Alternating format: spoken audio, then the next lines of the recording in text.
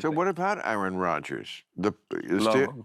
Love him. We've had conversations. So why don't you join the Steelers? That'd be great. I, Because he's on the Steelers I now. won't say that it's not a possibility, and I won't say that I haven't had any communications. Will Odell and Rodgers finally team up?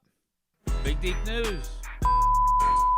Before we get to Odell Beckham reiterating that he wants to play football and join the Steelers, let's talk about this Aaron Rodgers PFF grade.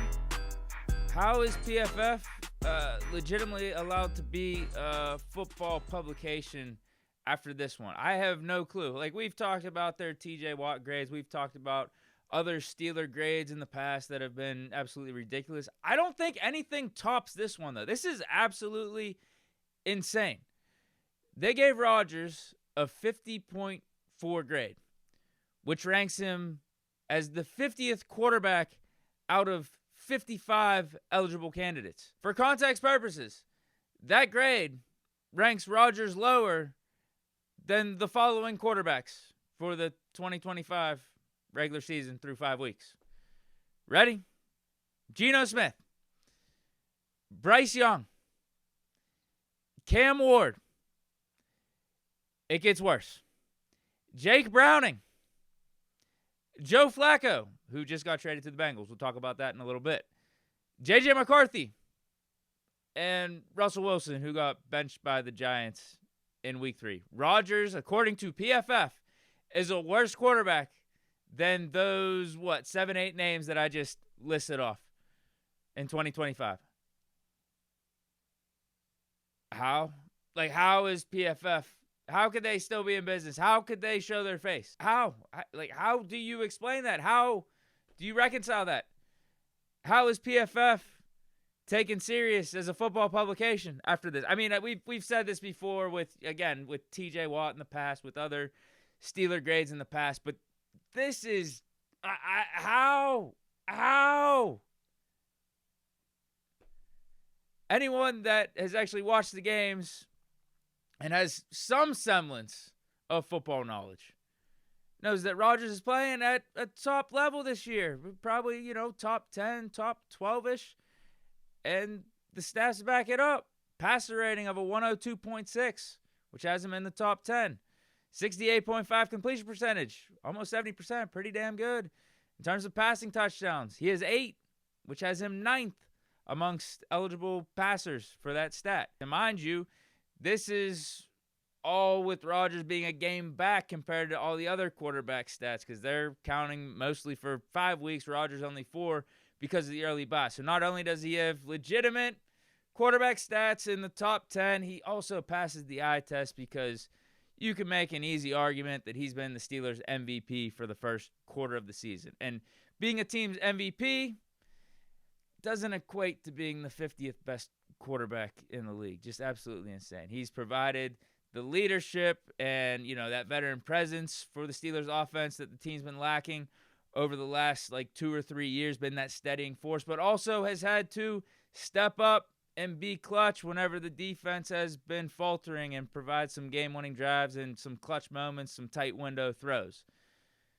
So, I don't know. Whatever angle you want to look at it here, Rodgers is playing at a top level. And I expect that to only get better as the season goes on, because he's going to build more chemistry with his teammates, with the offense. And this is just the start from my standpoint. I'm going to trust guys like myself and also a guy like Tom Brady and what he's seeing from Aaron Rodgers before anything PFF has to say. How impressed are you with Aaron Rodgers? Yeah, beyond impressed. And I think at that age, there's so many other factors that come into play about how to be a great quarterback. And, we all want to talk about what happens in the offseason with him. And there's some things that are, there's a lot of narratives Retreats. out there. Yeah, there's a lot of that. Different. It's a little different.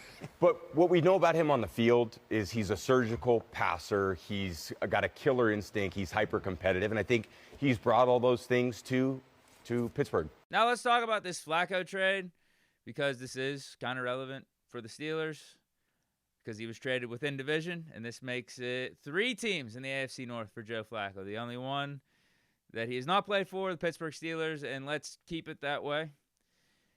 He was just traded from the Browns to the Bengals, and the Steelers play the Bengals in Week 7.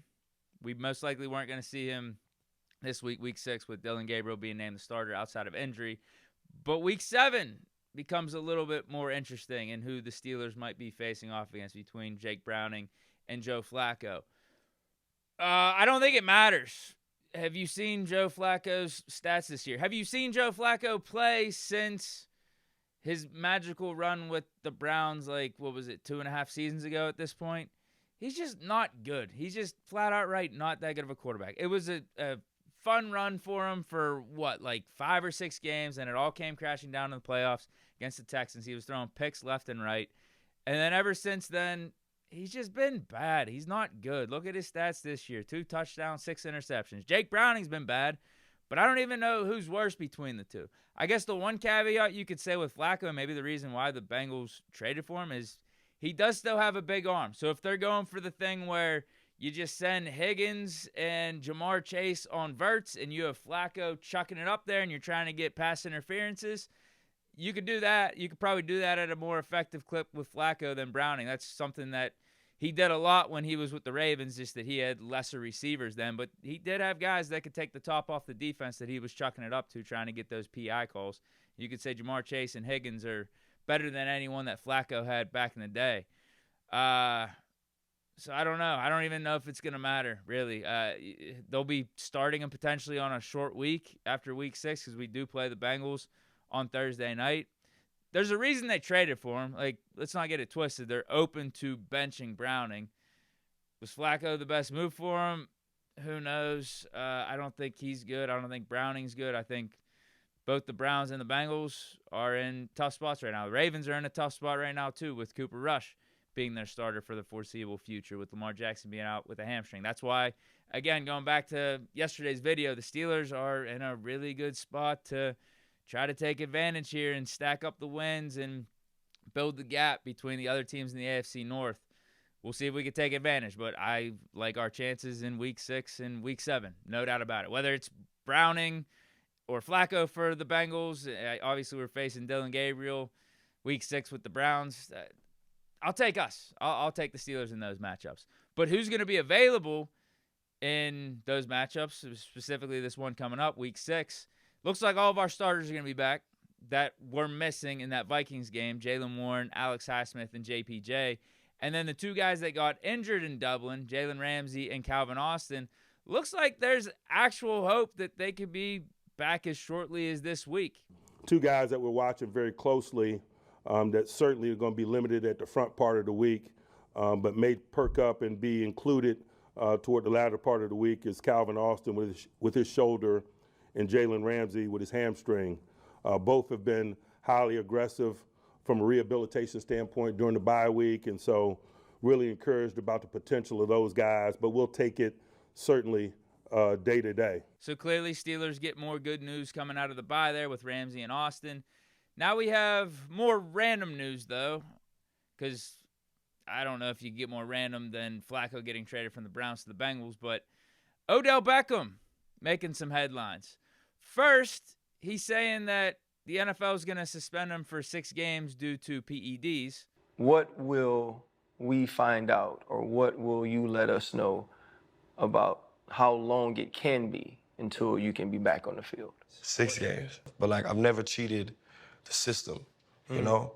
And it's hard for me, to come back and play football. I have to come out and deal with, while I was in Miami, hearing that you get charged and someone says you failed for PEDs, which I've been in a program. You know how the shit goes. Of course he's going to accept the 6-game suspension, because what other option does he have? He's not on a team. He could just keep going on about his business how he has been and chilling, and those 6 games are going to disappear in 6 weeks. Don't really have any other choice. It's like you're not on a squad right now. So, yeah, of course, you'll accept the 6-game suspension. But what's funny is, further in this interview, he's asked about, what team he would want to play for, or, if there's an eventual comeback here for Odell Beckham. And he name-dropped the Steelers again, just like he did in that Bill Maher podcast clip that I put in the intro. Would you like to play if given the opportunity? Because there's a team, just throw it out there, there's a team in Pittsburgh. Exactly, I already know. That's one of them. I know, was it Calvin Austin, right? kind of just, I don't know, something was happening. Bruh, you appreciate the comeback effort, but I think this is it. It just, I mean, it is. He actually had a decent season with the Ravens a couple of years ago, and maybe you could chalk up Miami being the issue last year, him being a part of a dysfunctional Dolphins organization. But on top of the suspension, he's not even going to be available till week 12. I don't see it. And then next year, he's going to be another year older. I think the Steelers would exhaust probably about 10 or 15 different other options at receiver to add another guy in here if we're looking for another piece than sign an Odell at this point, whether you're talking about this season or even next offseason. This season, there's probably a bunch of trades that you could go through, but then next offseason, we'll just go to the draft. You got free agency, you got the draft, you also can do trade then. I think we would try a lot of different avenues than signing a 34-year-old Odell Beckham and trying to rely on him, especially if Aaron Rodgers ain't going to be back next year. The only saving grace for Odell that you can make, at least a case for us signing him, is the connection to Aaron Rodgers. That would be it. But that connection has been here since early this offseason. Now, did the Steelers know something that we didn't about the whole PED suspension? That's why we didn't really pursue that to begin with. Maybe. I don't know. It's just, if we wanted it to happen, I think it would have happened by now. Way too late in the game. This isn't like 5 or 6 years ago, Odell. Let me know your thoughts, though. I just think this really isn't that big of a story. It's making the headlines because it's Odell Beckham. He mentions the Steelers, so we'll react to it. But, no, I don't see it happening. I think at least for this season, you see what Calvin Austin looks like when he gets back from injury, if he could kind of keep up some of that momentum. But then you would go to Roman Wilson, see what he's got. You got a trade deadline coming up. I don't see Odell joining the Steelers. I just don't. But let me know your thoughts down in the comments. Stay chilling. Hope you enjoyed. Peace.